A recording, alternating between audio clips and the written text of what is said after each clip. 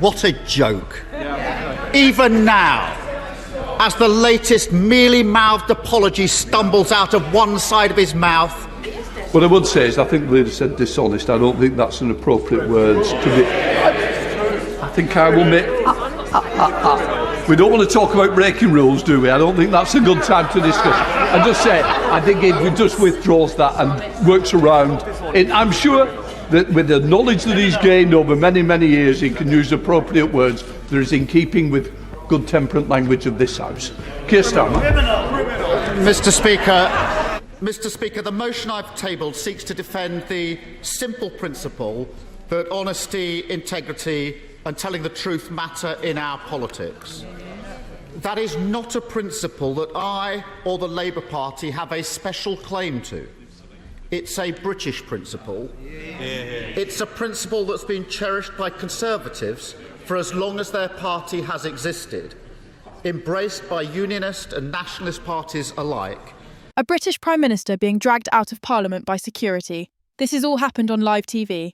It sounds impossible, almost unthinkable, but that's exactly what happened today. The world watched in shock as Keir Starmer, the sitting Prime Minister, was forcibly removed from the House of Commons after losing his temper in an explosive showdown with Nigel Farage. This wasn't just a heated debate. This was history being made in real time, and it left Britain stunned. The chamber that had seen centuries of argument and drama had never seen a Prime Minister collapse like this. What started as a routine session of Prime Minister's questions turned into the most humiliating moment of Starmer's career, and perhaps the single most damaging event for a serving leader in modern British politics. The day began like any other in Westminster, but nobody in that chamber had any idea that they were about to witness a political disaster that would echo through history. At exactly noon, MPs filled the green benches, reporters filled the press gallery, and millions across Britain tuned in to watch Prime Minister's questions. It was supposed to be a normal day of political theatre, full of Chief's rehearsed answers and the usual noise. But from the moment Nigel Farage rose to his feet, everything began to change. Farage didn't storm in with anger. He didn't raise his voice. Instead, he stood calm, collected, with a pile of documents in his hand, evidence he had been saving for this exact moment. "Mr. Speaker," he began, his tone almost too measured for what was coming next. The Prime Minister promised the British people he would stop the boats. Instead, this year alone, over 45,000 illegal arrivals have crossed the Channel. Deportation flights have been cancelled. Hotels are costing taxpayers billions. And now we discover leaked documents revealing secret talks about rejoining EU migration schemes, every word hit like a hammer. MPs who had come expecting jokes and shouting suddenly realised they were watching something very different. This was not bluster, this was a forensic demolition of the government's record. The Labour benches shifted uneasily. Conservative MPs leaned forward. The silence between Farage's words was heavy. Each statistic he delivered landed with more force than the last, and for Keir Starmer, the pressure was unbearable. The camera zoomed in on the Prime Minister's face, already reddening, his jaw tight, his hands gripping the dispatch box. Farage pressed on, his voice steady and almost cold. The British people voted for control. They voted for sovereignty. What they got was betrayal dressed up as compassion. When will the Prime Minister admit his policies have failed? It should have been another sharp exchange in a long line of parliamentary debates. But instead, it was the spark that lit the fuse. Keir Starmer didn't wait to be called. He didn't even rise properly to his feet. He shot up, pointing a trembling finger at Farage, his face contorted with fury. "How dare you?" he shouted, his voice breaking across the chamber.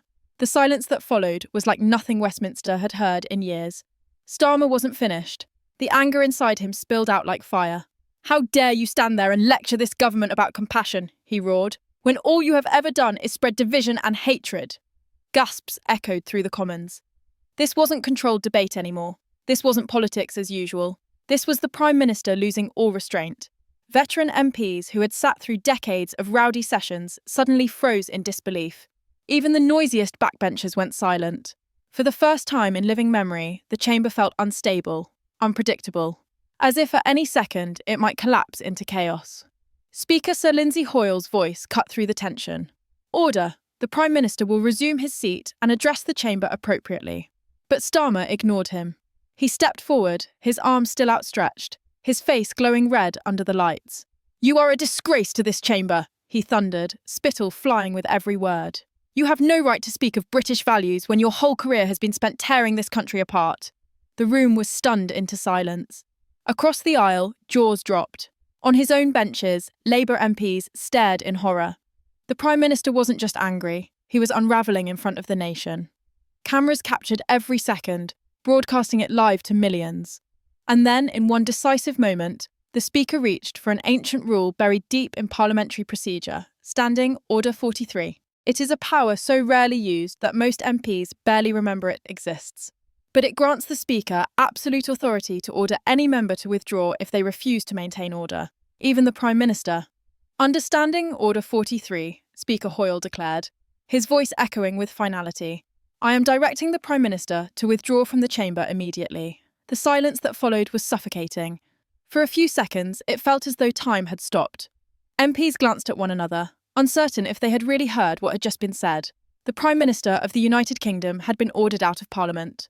Starmer's face changed from fury to disbelief. You can't be serious, he said, his voice suddenly weak. But the Speaker was unmoved. I am entirely serious. This chamber will not tolerate disorder, not even from its leader. Security, escort the Prime Minister from the floor. Two security officers moved forward, their footsteps echoing in the stunned silence of the Commons. Cameras flashed. MPs held their breath. The most powerful man in Britain looked around for support, for someone to intervene, but none came. His own party sat frozen, unwilling or unable to defend him. Slowly, his shoulders slumped, and for the first time in his career, Keir Starmer looked utterly powerless. This was no longer just a political row, this was history.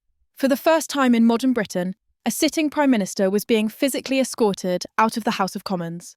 The images would define him forever, and the fallout was only just beginning. The moment Starmer was escorted out, the chamber sat frozen. It was as though nobody could quite believe what they had just witnessed. The Speaker's gavel had fallen, the ruling had been made, and yet MPs still looked around as if waiting for someone to say it had all been a mistake. But it wasn't.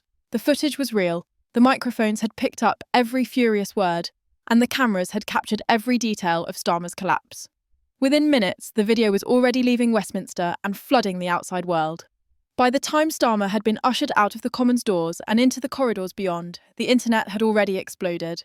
Hashtags like #PM, thrown out, #Starmer meltdown, and #Parliament chaos were trending worldwide. Clips of the Prime Minister's face contorted with rage, his finger jabbing at Nigel Farage, were being shared millions of times across TikTok, Twitter, and Facebook. In WhatsApp groups, memes spread like wildfire, showing Starmer being dragged out, superimposed next to crumbling statues, sinking ships, and broken crowns. The sheer speed of the reaction was brutal. By the evening, news channels from London to Washington, from Sydney to New Delhi, had interrupted their regular programming to show the scenes. CNN called it the most humiliating moment for a Western leader in living memory. Sky News replayed the footage on a loop, analysts dissecting every second of the Prime Minister's body language. Meanwhile, GB News hosted Farage himself, giving him the chance to narrate the incident in his own words. Calm, measured, and devastating for Starmer. But the most cutting blows weren't coming from commentators or foreign capitals. They were coming from ordinary Britons. Phone-ins on LBC, Talk TV, and local BBC stations were flooded with callers, their voices heavy with anger and disbelief. A caller from Sunderland put it plainly. If the Prime Minister can't even control himself in Parliament, how can he control the country? A truck driver from Birmingham added, "We voted for leadership, not tantrums." The words unstable, unhinged, and embarrassing became the language of the day. Polling companies moved quickly to measure the damage, and the results were catastrophic. Overnight surveys showed Starmer's approval rating collapsing by double digits, with a record 70% of voters describing him as unfit to govern. Even among Labour supporters, the confidence was evaporating. Focus groups revealed that lifelong Labour voters, people who had stood by the party through crisis after crisis, were now questioning whether they could trust a leader who had lost his composure so completely. Meanwhile, Reform UK was enjoying the kind of surge no outsider party had ever seen before. Their website crashed under the weight of new membership applications. Donations poured in at such a rate that local branches were overwhelmed. In pubs, cafes, and working men's clubs across the North and Midlands, people were openly praising Nigel Farage for standing calm while the Prime Minister cracked. He looked like the leader today, one voter told a reporter, not Starmer. Farage himself seemed to understand the gravity of the moment. He didn't gloat, he didn't shout victory. Instead, he struck a tone of controlled seriousness. Standing before the press outside Parliament, he said simply, "What we witnessed today was not leadership. It was the opposite. It was loss of control, loss of authority, and loss of credibility. The people of Britain deserve better." His words were replayed across every channel, amplified on every platform, and they cut deep into Starmer's crumbling image. The Labour Party leadership scrambled to contain the fallout. Official spokespeople insisted the Prime Minister had merely been passionate and accused Farage of exploiting sensitive issues. But the defence fell flat. The images were too clear, the meltdown too obvious, the humiliation too complete. Even loyal MPs struggled to find words. Behind closed doors, senior Labour figures were reported to be in shock, some admitting privately that they had never seen a leader unravel so completely. And as Britain reeled, the international world began to respond. In Paris, officials at the Élysée Palace hinted at concerns over stability in Britain. In Berlin, journalists pressed Chancellor Scholz on whether he could trust a British government led by a man who had just been escorted from his own parliament.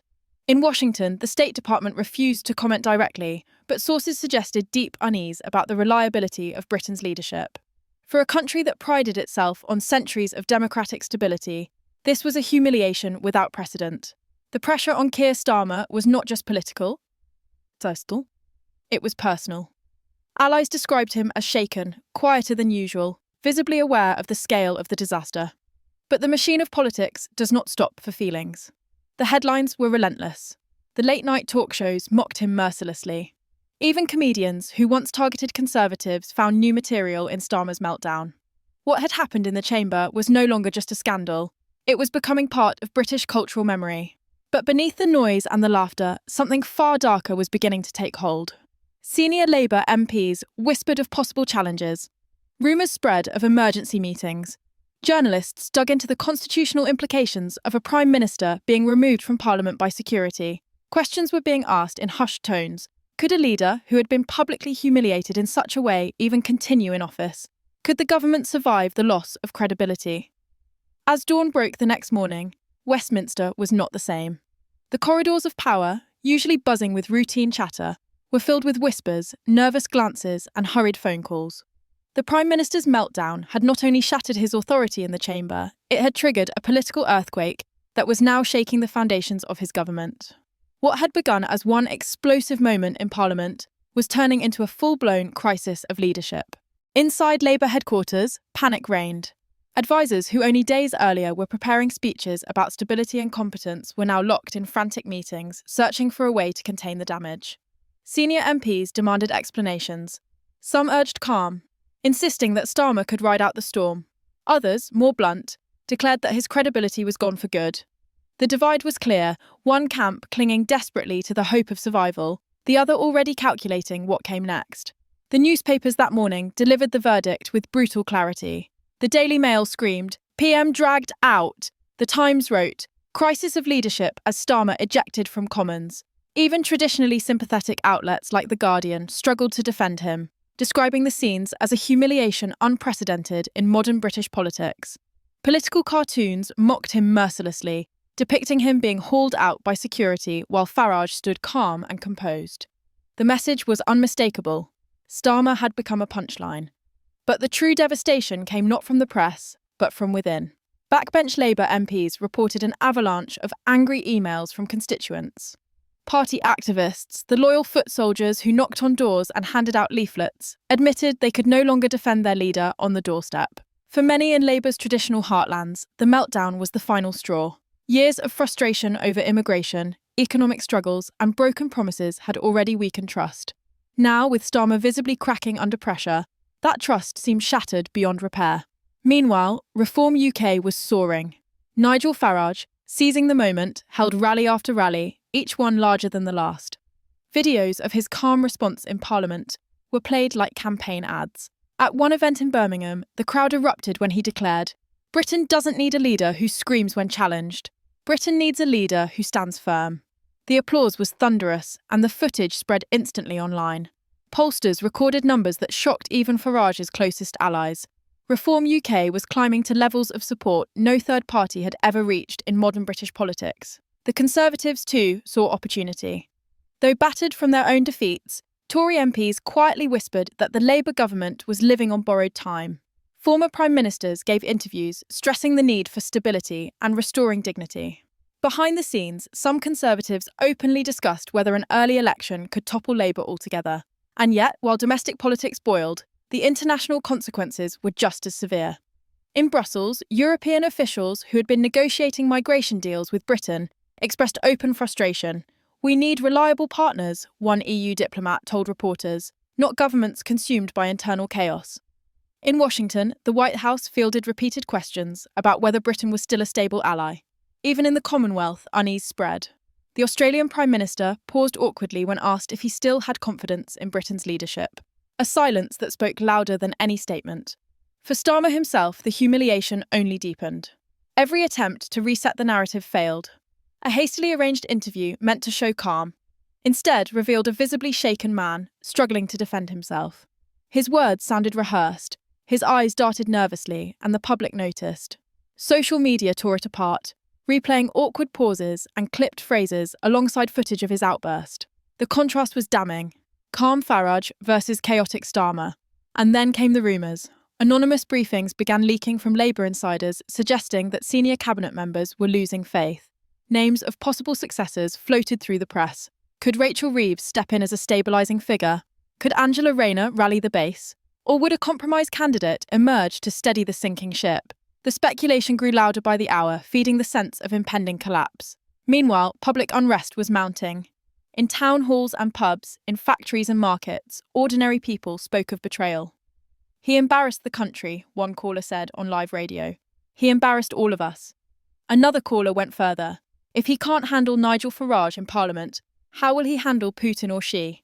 These weren't just criticisms. They were existential questions about Britain's leadership. Starmer's authority was not merely weakened, it was evaporating. The image of him being marched out of the Commons was seared into the national memory. The Prime Minister had become a symbol of failure, and no amount of spin could erase what the cameras had captured. But the most dangerous development was not yet visible to the public. Behind closed doors, a group of senior Labour MPs had begun to discuss the unthinkable, whether Keir Starmer could survive as leader at all. Secret meetings were held late into the night, plots whispered in private offices, phone calls exchanged in hushed tones. The knives were being sharpened. The chaos inside Westminster was spilling over into the nation. Britain was entering a period of uncertainty not seen in decades.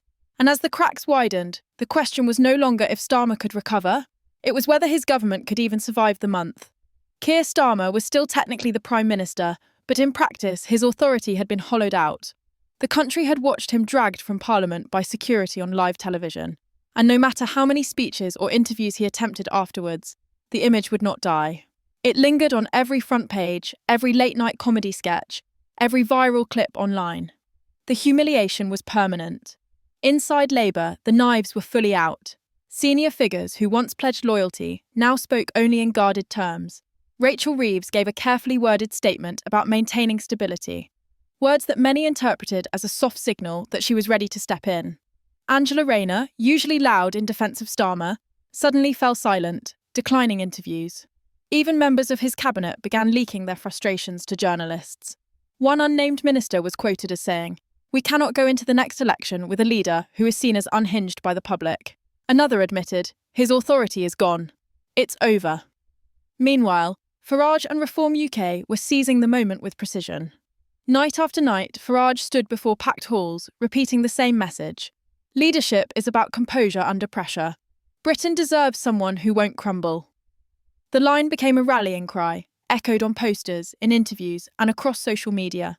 What had once seemed impossible, reform breaking the two-party system, suddenly felt within reach. The polls confirmed the shift. Labour was collapsing, falling below 30% for the first time since the early 2000s. The Conservatives were clawing back lost ground, but it was Reform's numbers that stunned analysts. In some surveys, Farage's party surged into second place, overtaking the Tories in key constituencies. The prospect of Nigel Farage leading Britain's next government, once dismissed as fantasy, was now being discussed seriously by political commentators. On the international stage, the damage was just as severe. President Macron of France made a pointed remark about the need for calm leadership in turbulent times, clearly aimed at Britain.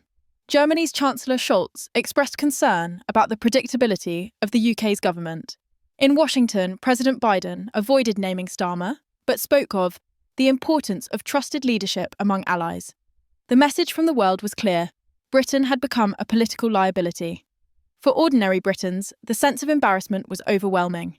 In pubs across the Midlands, callers on radio shows, commuters in London, the refrain was the same: he humiliated us. Some Labour voters wept openly on live broadcasts, saying they felt betrayed. Others expressed raw anger, demanding he step down immediately. It was no longer about policy, no longer about left or right. It was about the fundamental dignity of leadership, and Starmer had lost it. The pressure built to a breaking point. Petitions circulated demanding his resignation. Backbench MPs began openly calling for him to go. Editorials across the press, left, right and centre, united in one message: Starmer could not stay. The walls of Downing Street, once symbols of authority, now felt like a prison cell closing in. Every car that passed, every shout from protesters outside, carried the weight of inevitability. In a desperate attempt to cling to power, Starmer called an emergency press conference. Cameras flashed as he stepped to the podium, visibly weary, his voice shaking slightly as he insisted, "I am still the Prime Minister of this country, and I will continue to serve." But as the words left his mouth, the reaction was merciless.